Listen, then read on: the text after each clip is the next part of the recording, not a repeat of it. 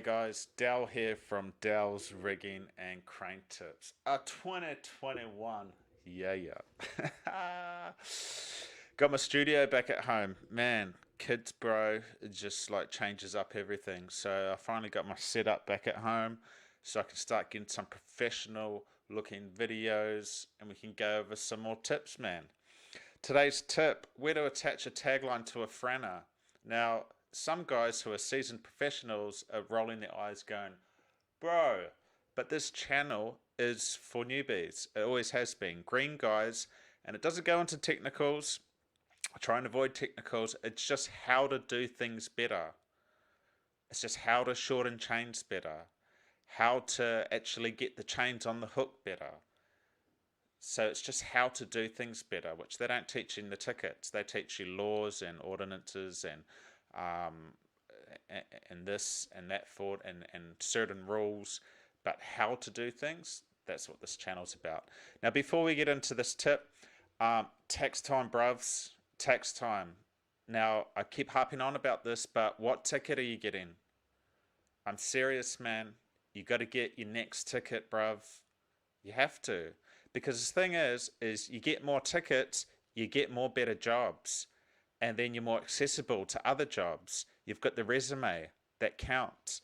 And so if you start doing Rio bar underneath power lines because the hire driver dropped it off under power lines, and you're like, bro, I've been doing this for 5 years, how do I get out?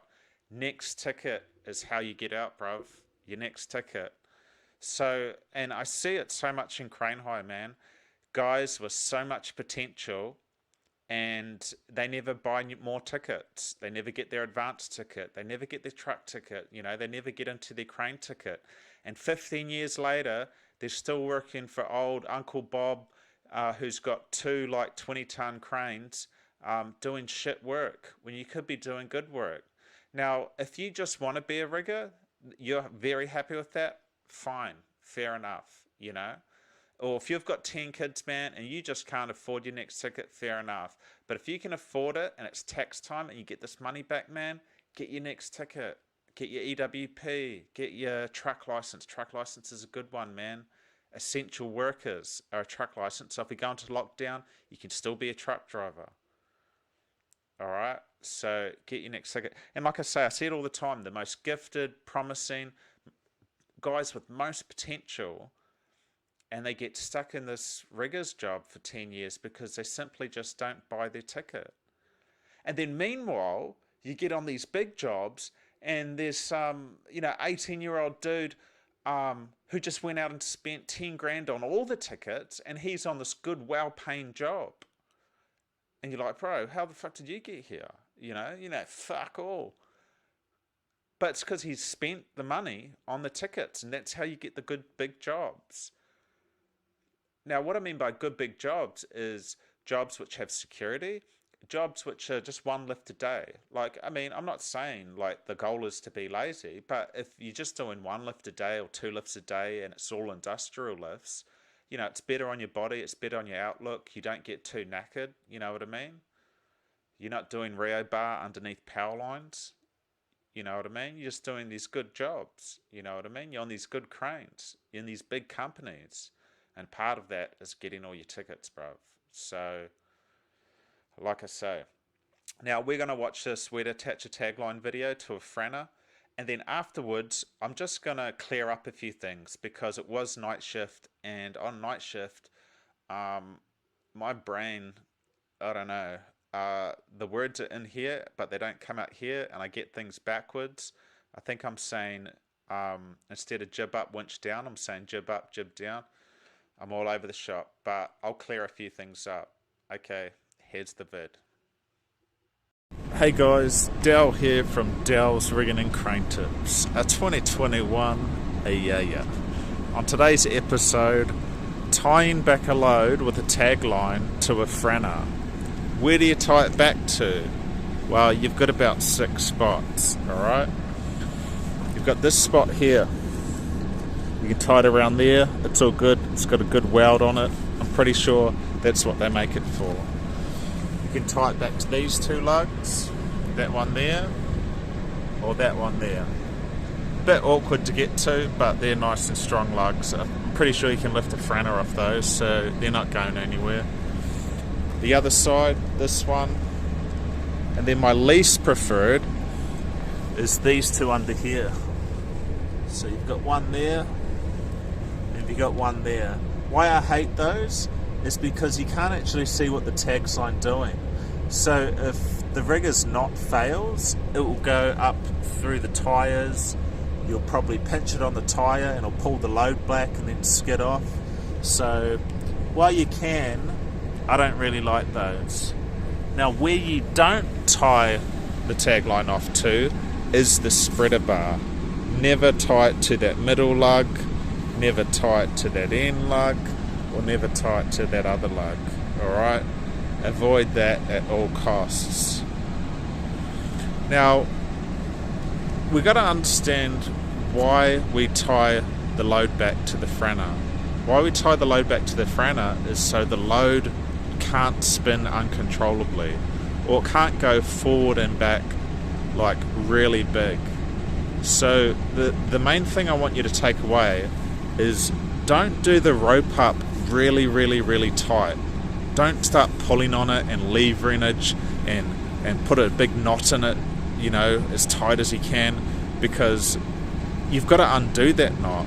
And when the load spins around, if it's heavy, it's going to be impossible to get that knot off. So the biggest thing I want you to take away is don't do your knot up tight, don't pull it tight, just hand tight, not even that, just a little bit loose. It's so the load can't rotate. Alright, that's the purpose. Okay, now the last thing I want to get to you, the last tip, and it's a good one, and I've followed this for a long time because I got experience from it, is whenever the riggers are tying the load back to the crane, I always pull the boom out, push the boom out. Man, I don't even know what I'm talking about. I always push the boom out about half a foot, not even that, just a little bit of boom out.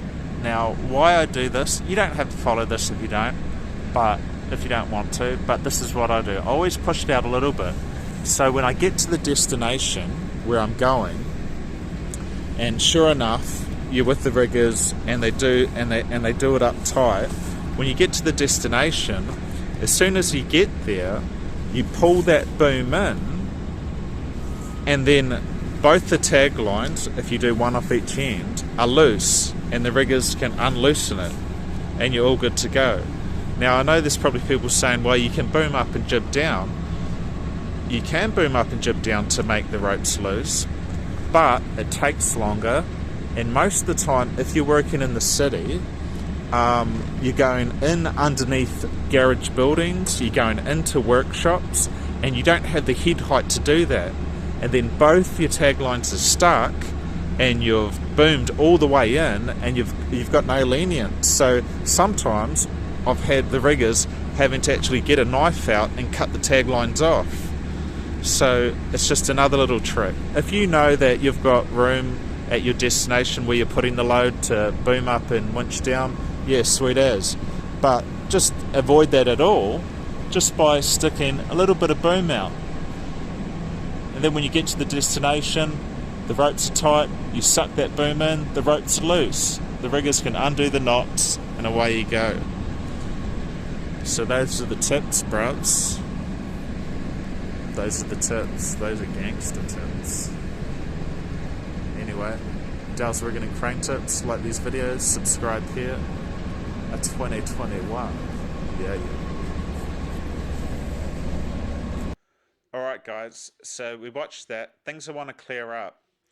I stick a little bit of jib out, alright? Because when you get to the job, all you can do is suck it in, and then your two taglines are slack, and the riggers can undo the knots.